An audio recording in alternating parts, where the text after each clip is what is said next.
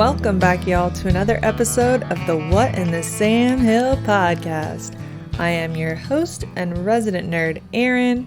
Join me for this journey into the secrets of the universe.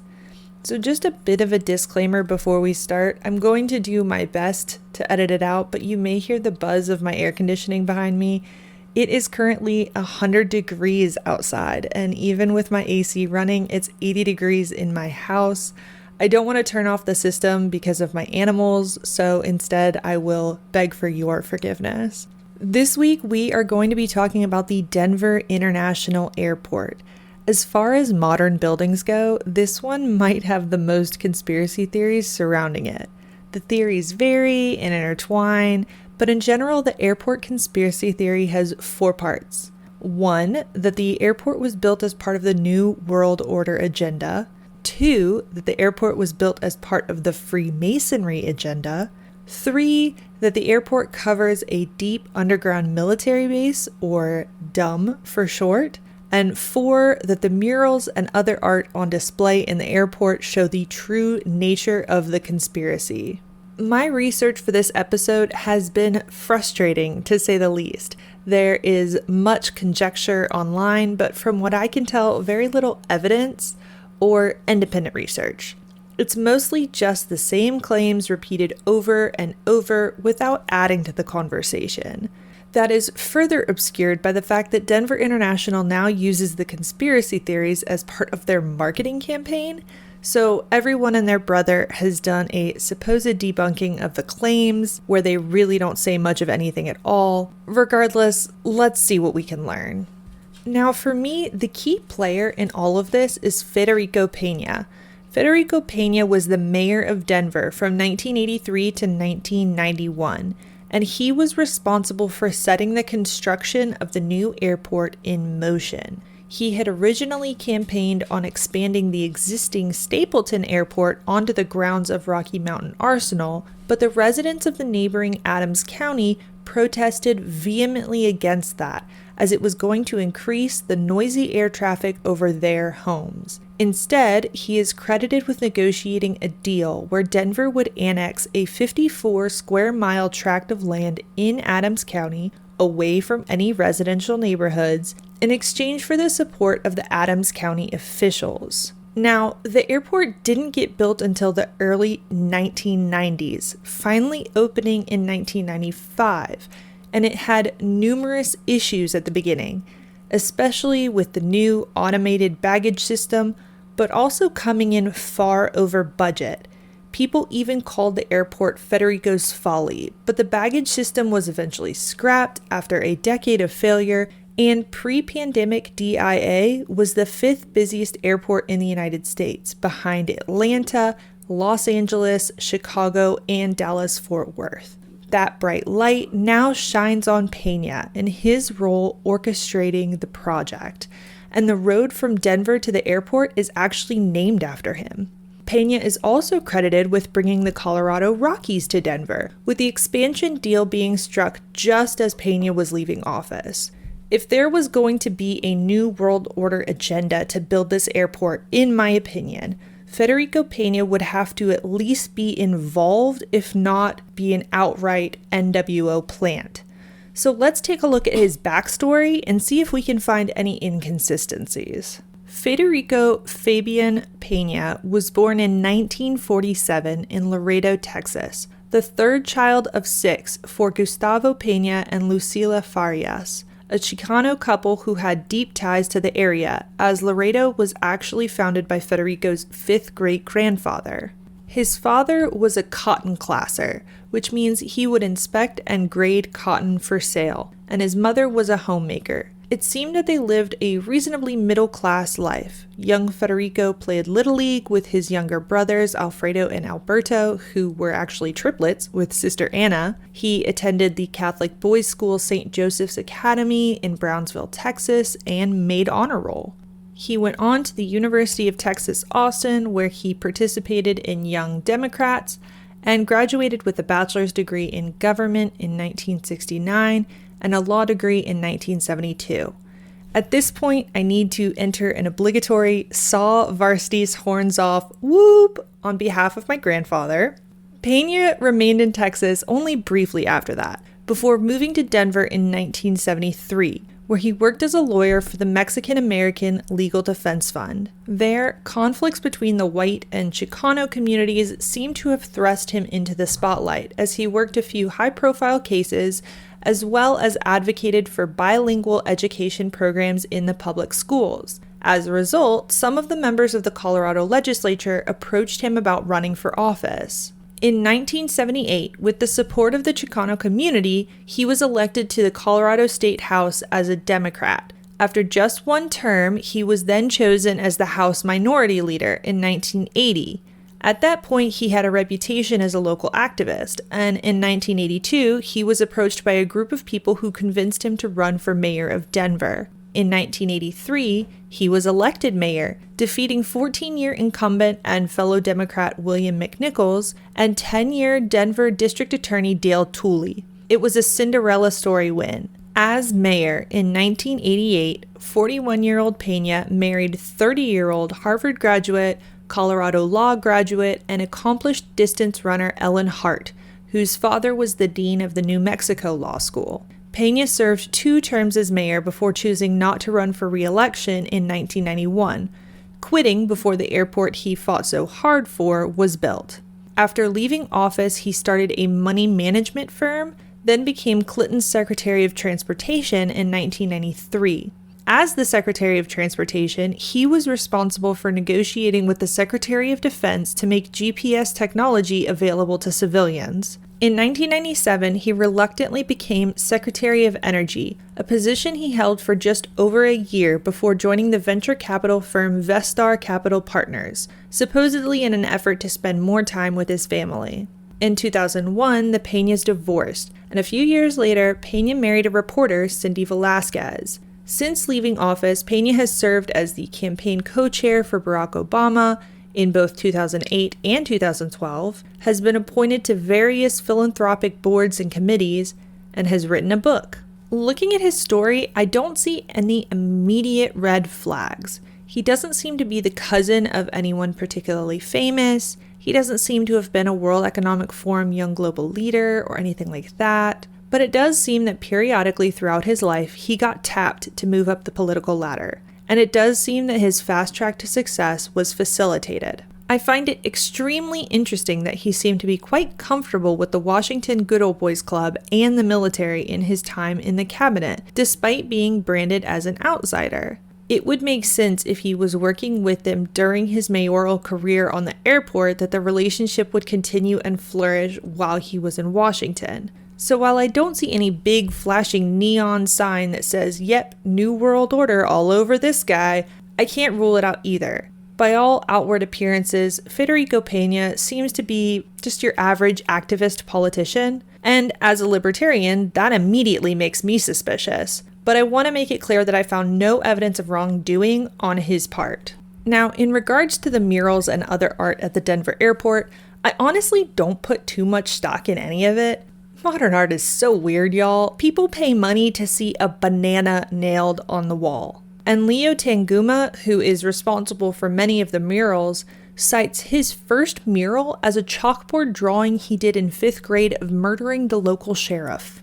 I think few artists are sane people, and an infinite number of people will come to an infinite number of interpretations when looking at these murals. Tanguma claims his work chronicles the oppression of non-white peoples. Conspiracy theorists see conspiracy themes.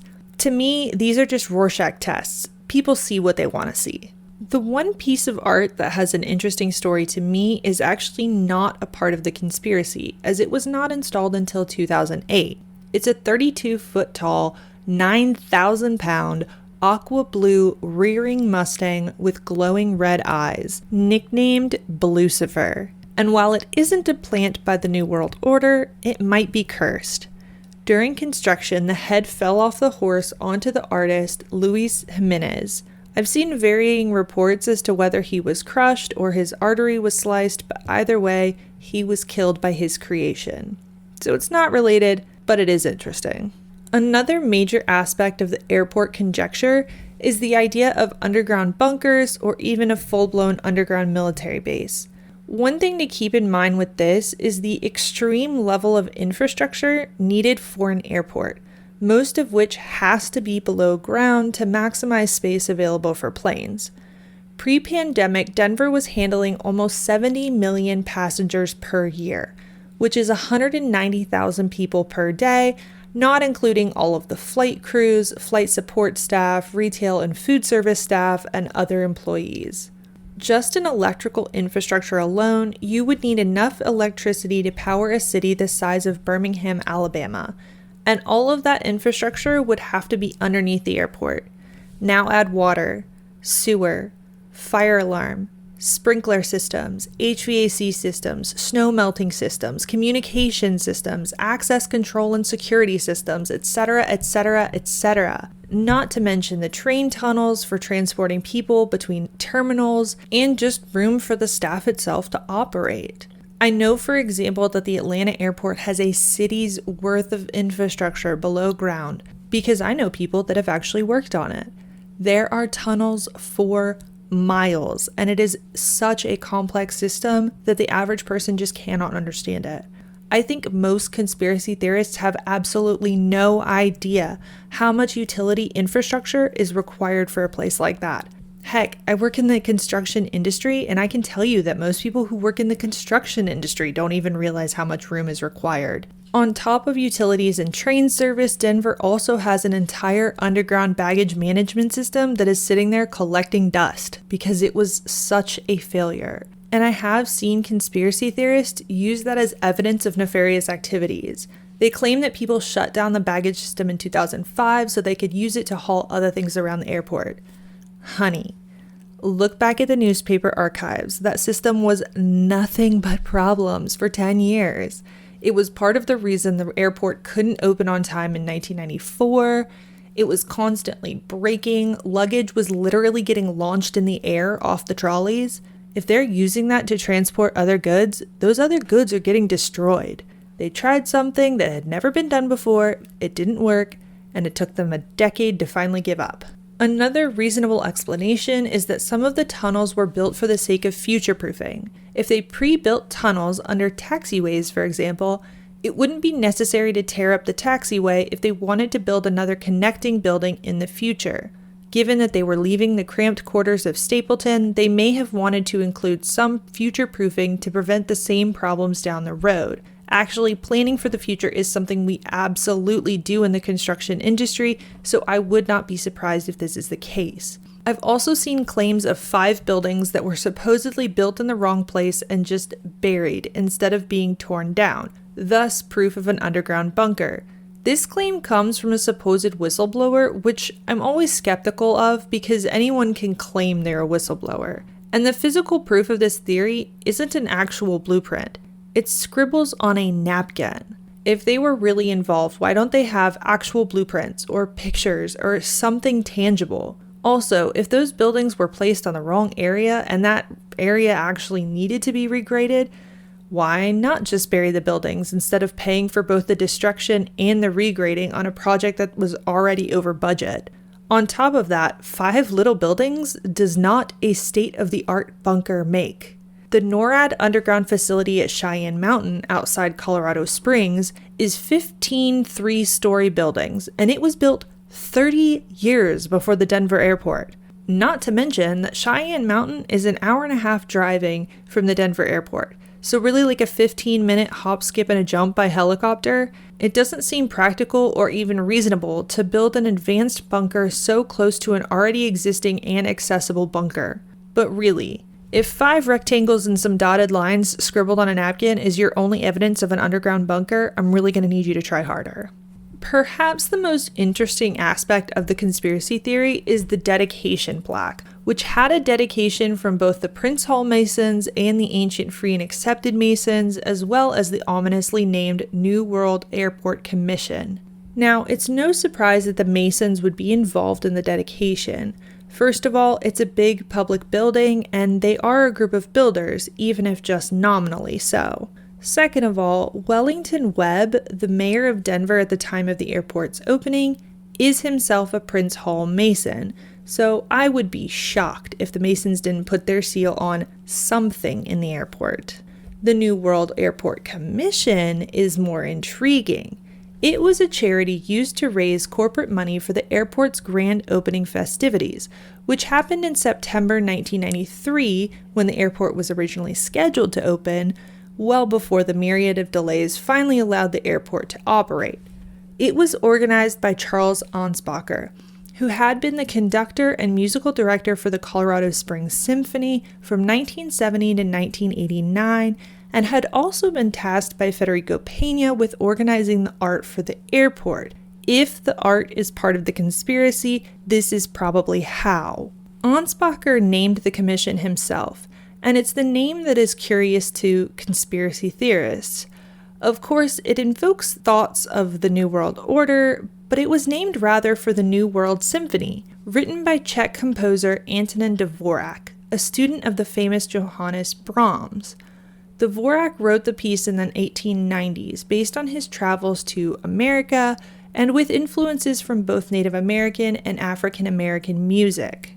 The New World of the symphony's name is simply America, but the symphony does have a curious history. It was one of 2 obscure songs requested by Neil Armstrong to be on the cassette tapes taken on the Apollo 11 mission, mixed in with the normal pop music you would expect. The other obscure song was Music Out of the Moon by theremin player Dr. Samuel J. Hoffman. The moon landing, of course, has its own cloud of conspiracy, so I find it extremely interesting that there is a connecting thread between the 2 conspiracies, however obscure that thread may be. Charles Ansbacher was also quite the character himself. In addition to being an orchestral conductor, he was involved in government. He was a White House Fellow in 1976, where he worked with the Department of Transportation on bringing art into mass transit. His wife was Texas oil heiress Swanee Hunt, who was also the U.S. ambassador to Austria under Clinton. His parents, Drs. Heinz and Rowena Ansbacher, were devotees and associates of famed psychologist Alfred Adler, who was friends with Leon Trotsky of all people. It's quite the origin story. The real question about the plaque, though, is why, despite obvious evidence to the existence of the New World Airport Commission, the Denver Airport website claims that the commission never existed. Seriously. This is a quote from their website regarding the claim that the airport was built by the New World Order. People think this because a dedication marker and plaques around the airport claim it was funded by the New World Airport Commission. Never heard of them? Don't feel left out. It seems no one has. After some digging, it was discovered that no such group exists. Not now, not when the airport was built, not ever. So rather than writing it off as nothing, people have jumped to the conclusion that it is actually a group within the New World Order.